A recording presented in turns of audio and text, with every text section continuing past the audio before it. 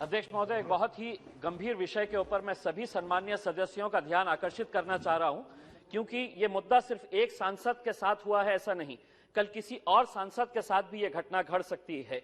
अध्यक्ष महोदय, 21 सितंबर 2021 को जो देश का सबसे सिक्योर्ड जोन जिसे हम मानते हैं, पार्लियामेंट के अतराफ जितने भी बंगले हैं या पार्लियामेंट हाउस है, वहां पे अशोका रोड के ऊपर मेरे पार्टी के अध्यक्ष और मेंबर ऑफ पार्लियामेंट, जिसे इसी अगस्त हाउस ने बेस्ट पार्लियामेंटेरियन का अवार्ड दिया था, वहां शाम के वक्त 5 लड़के आते हैं, उनके हाथ में कुल्हाड़ी होती है और वो कुछ और हथियार लेके आते हैं और उनके गेट के ऊपर पहले हमला करने से पहले वो पूरा वीडियो रिकॉर्डिंग किया जाता है।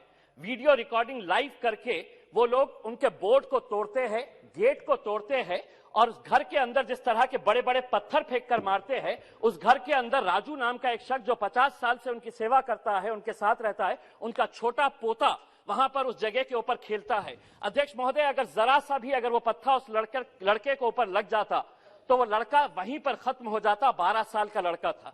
लेकिन ये घटना से ज्यादा चिंता की बात यह है कि उनके घर के बाजू ही इलेक्शन कमीशन ऑफ इंडिया का ऑफिस है। सोचिए आप कितनी सिक्योरिटी रहती होगी। जो घर है उस घर के across the road parliament street police station है। वो पार्लियामेंट पुलिस स्टेशन को जब ये राजू फोन करता है तो 15 मिनट के बाद पुलिस वहां पर पहुंचती है।